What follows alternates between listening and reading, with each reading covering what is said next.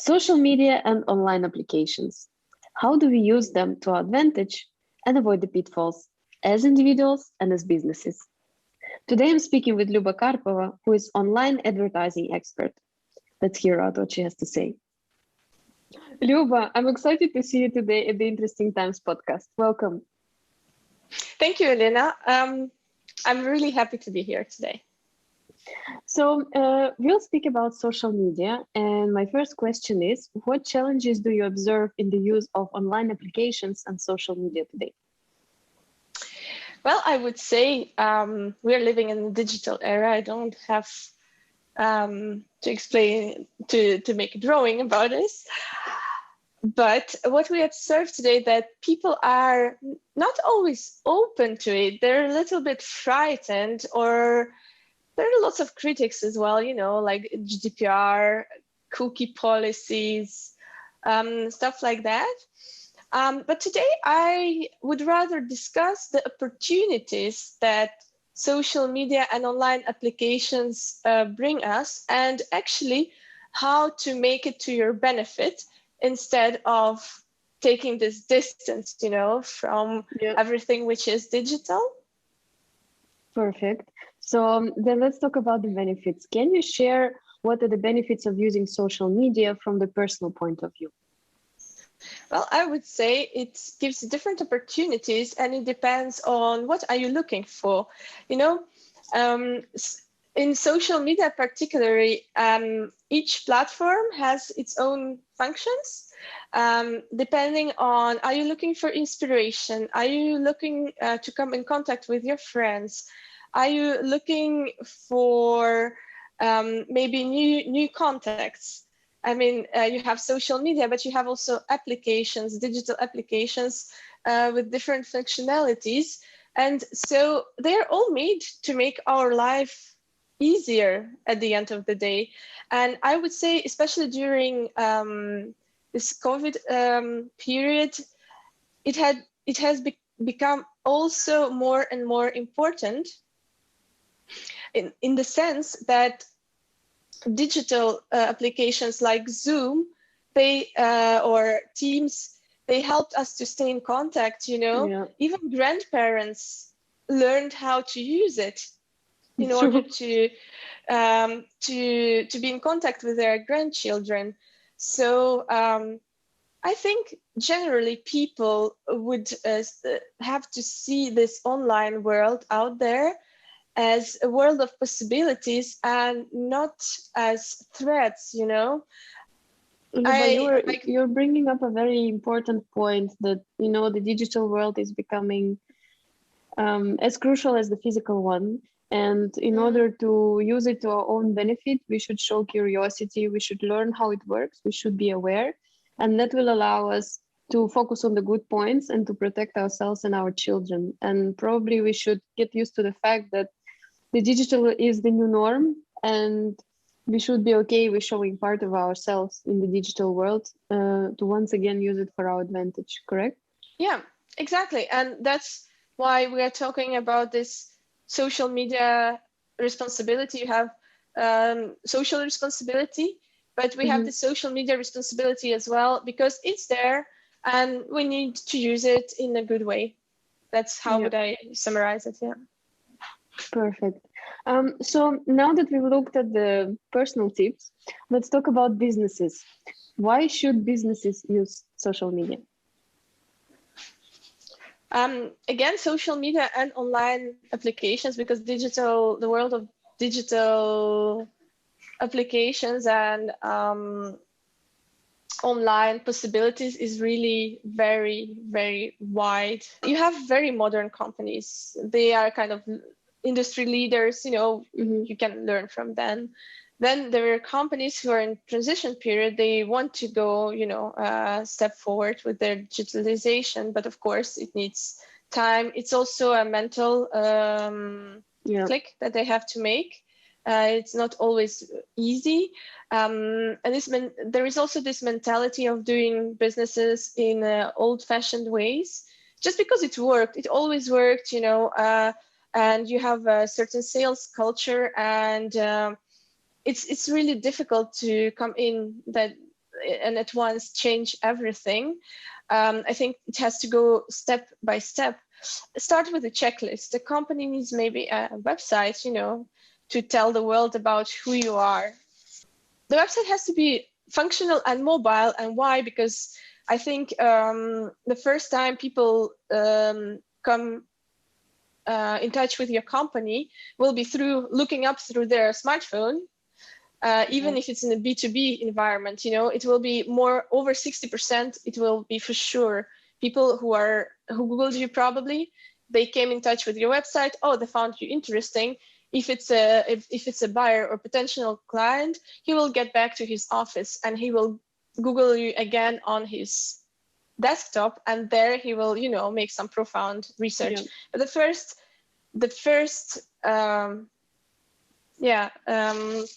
touch point will be probably your smartphone, just because you're looking it up. That's why companies, those are little obvious things that everyone should know and take into consideration. If you're making advertising for your company, well, yeah, you think of mobile formats, that's where people find you at most, I guess.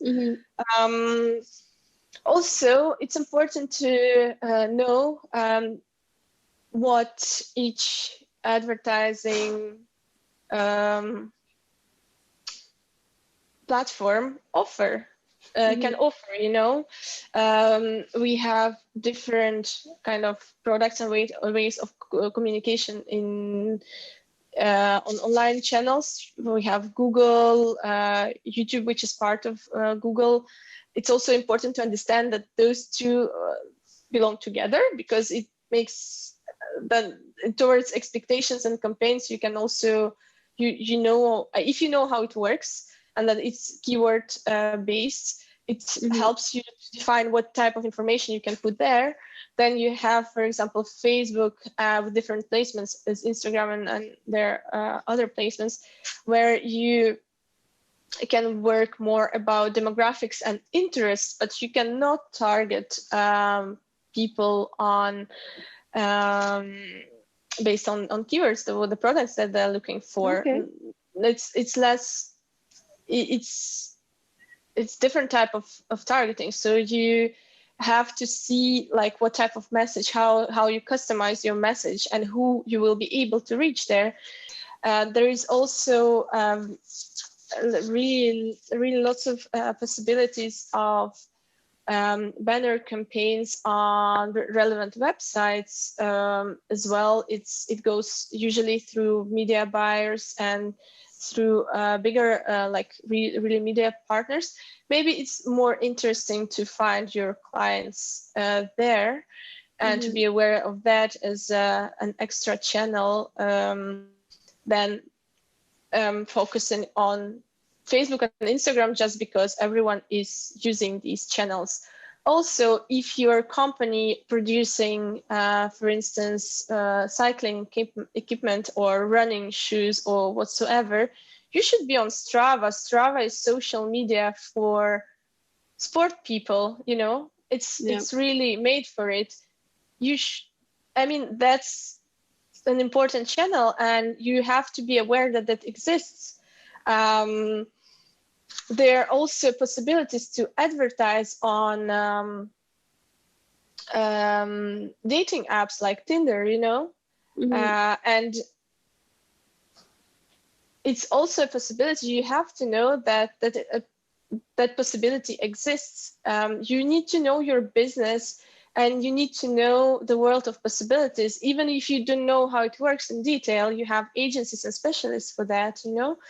But you have to know how it works. We're talking recently about this question of e-commerce in Belgium, remember? Yes. And well, our conclusion was that they're really like e-commerce is obviously booming in Belgium, which is great. There are many local initiatives about that. It's really, really amazing. But what we also see that it's really pricey as well for companies to develop their own e-shops, you know. I can vouch for that with my chocolate shop in the past. Yeah, but luckily there are also marketplaces that you can use to, you know, to sell your product that provide you already a certain base, actually, without that you have to invest yourself.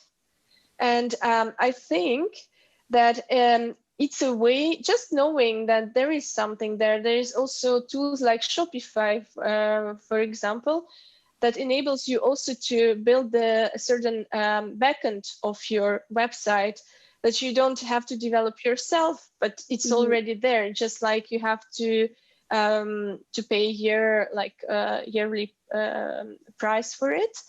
So that's why it's important that you have this kind of top line view as a marketeer or CEO or digital person in the company. Just to know, like, okay, those are the options. We pick 3 for us because they're the most important and price efficient, and they will have the best return on investment. Online world will help you to connect with your potential customers, to create communities. That's also something which is also, it's really a trend. People want to find like-minded, you know. Also, because of COVID, lots of people have found themselves a little bit like in solitude.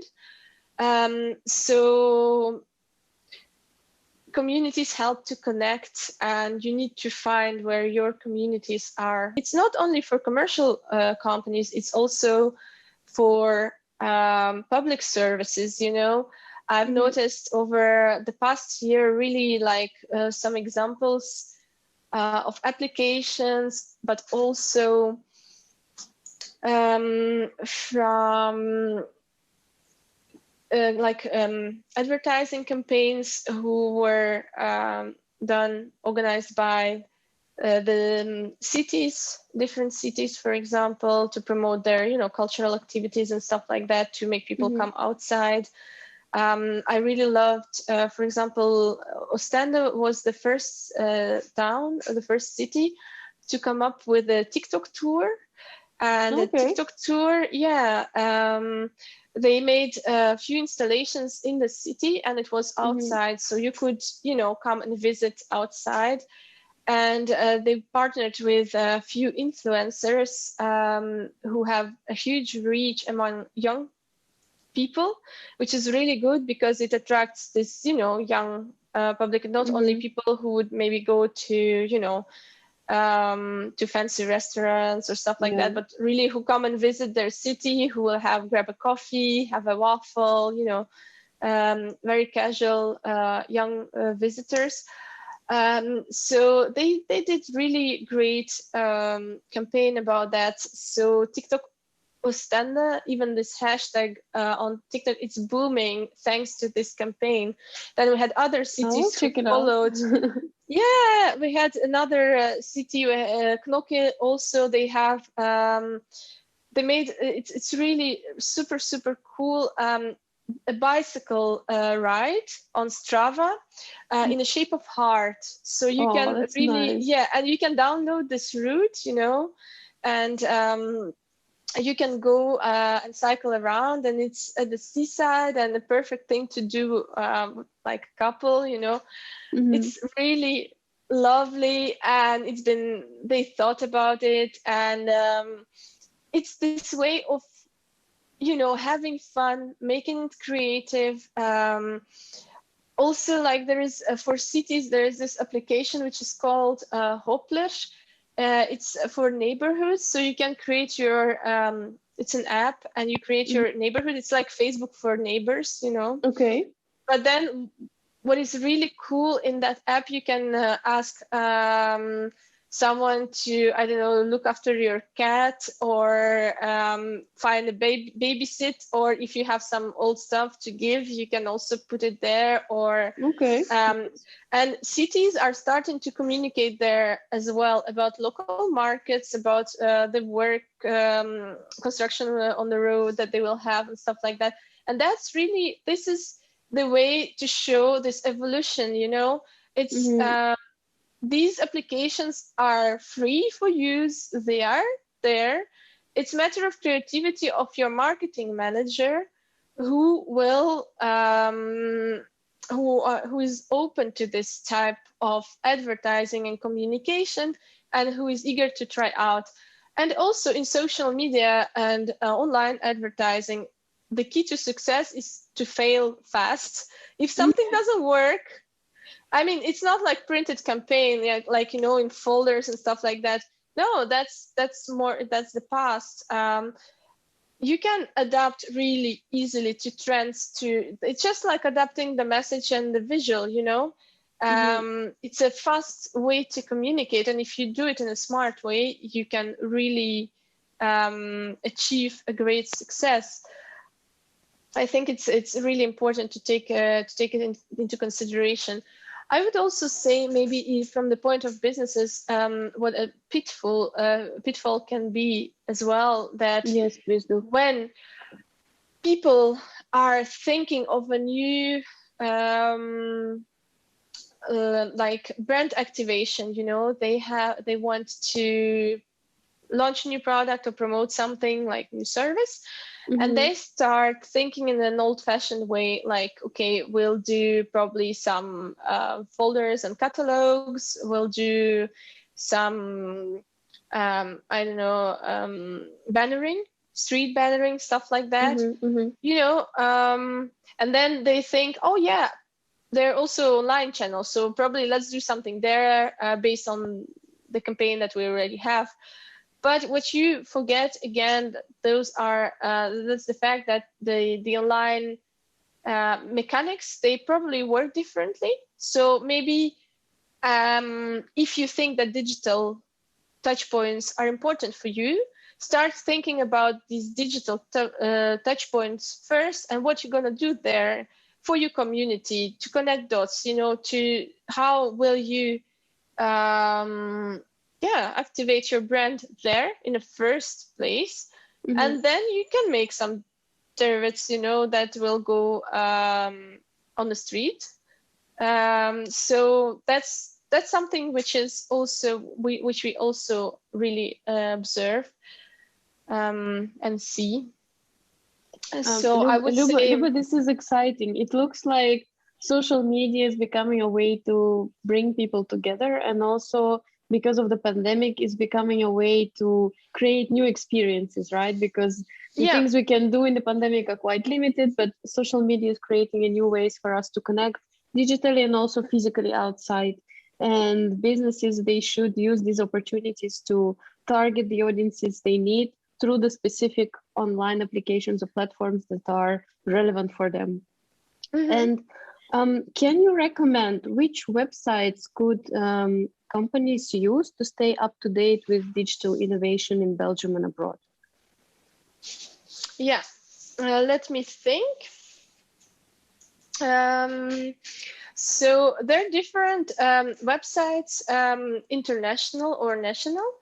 I would say in Dutch, we have a very interesting newspaper, I would say, online news blog. It's called Blovi.be. And you can subscribe to this newsletter, which comes every Monday into your mailbox. And it showcases the most interesting and innovative cases in Flanders. So you will get their startups, you will have the best practices, also usually using some trends and stuff like that. So it's quite interesting. They also have their podcasts on similar topics as well, about digital a lot about the digitalization. So for me, it's an interesting source to see what's happening in Belgium, where the companies, what new directions companies choose in digital way. Then there is also a Dutch website, frankwatching.com. And it's quite interesting because next to the company cases, I would say, they also have lots of trainings. So you can follow short trainings to be on track with a particular topic or a social media channel or online channel. It can be different things from SEO, from apps to let's say really particularly the algorithm of Facebook or Instagram in terms of content posting, working with influencers, stuff like that. So, and then we have also, of course, international ones like TechCrunch. TechCrunch, you will find the craziest things and trends from the global perspective, I would say. It's also really interesting. Social Media Today, that's an American channel as well. And it's really very technical and specific of what's going on, really like very technical tips and tricks and possibilities on what's happening on social media. So there I'm speaking of Facebook, Instagram, LinkedIn, Pinterest, YouTube, this type of advertising. And in French, blogdumodérateur.com is also quite an interesting website with the industry news. Luba, and what about cybersecurity? How do we make sure that when we use social media and online applications, we're safe? Well, that's also basically part of the knowledge and education that you have to have. Probably many of you have noticed already that lots of websites, social media and accounts ask you for two-factor authentication. It's not like it has been invented just like this. We all know that Facebook has been accused of data breaches and data leaks. Other companies as well. We hear daily that there are, hackers everywhere who are trying to hack our government systems, stuff like that. That's the reason why all these companies, they try really to come up with solutions to protect our data, to protect, your account, my account. And it's not always really very practical in use, but it is really important. This type of control is important for your cyber security at the end. I will also give an example. Last year we built a free service for children to help them with their homework online because of COVID. Obviously, it's called magikitsvragen.be. And there was a very important question about security as well, is how to provide a certain quality and how to assure that no people with bad intentions would be, subscribing as volunteer. So what we did, we chose to use It's Me authentication system, which was built for online banking in Belgium. So all people who want to register on that platform to become volunteer to help children, they will go through this authentication process, and we will have control about, people coming there. So that's an example of using something which is already existing, which is there to the benefit of the others and of the society and yourself, because you're protecting. And that's a very clear, very simple example. I will also maybe give an example of Ransom Harelbeke. That's a company who's been hacked about 2 years ago by a cyber attack. So they probably, if I'm not mistaken, they even don't know where the hackers were from. They had to pay a great ransom of a couple of 10,000 euros to get back the access to their facilities, because all their processes, they are actually selling supplies for bakeries, like business to business. They are a big producer in that industry. Their whole production, they have super ultra modern sites. Everyone is order picking and everything is modernized, and it's going through one software. That software was hacked. So imagine the impact. For several weeks, they were not be able to produce. Their internet was down, everything. So for the previous 2 years, Ransom Harelbeke, they were on the news with that. They invested in high cyber security applications, and they are doing it, they're like day to day, in order to protect their company, in order to protect their data, passwords, stuff like that. It's been constantly updated in order to avoid things like that again. And even our Prime Minister, Alexander De Croo, he was there also to congratulate them with their progress, because they're giving really example, and they're making success, and they're giving example to other companies to do so. And my point in this story is, if as a person or if as a company, you're putting, your head in the sand as an ostrich, well, it will hit hard, if something happens. If you are aware of the threats, well, you will also take some steps to either use it to your advantage, or to use some precaution to avoid things to happen. True. Thank you very much. This was a very insightful conversation, because as a millennial myself, I thought, okay, I'm quite digitally savvy, but after speaking with you, I understand that I have a lot to learn, actually. And even I myself. Like what, for example? I'm really curious. Like these websites that you're recommending, I think that's the first thing I'm going to check after this podcast, to see what are the things to stay on top of the digital trends and what to do. And as as Burgundia, we are developing our LinkedIn page, so definitely I think there we will also use your advice to see how we can build a community and reach out to more people.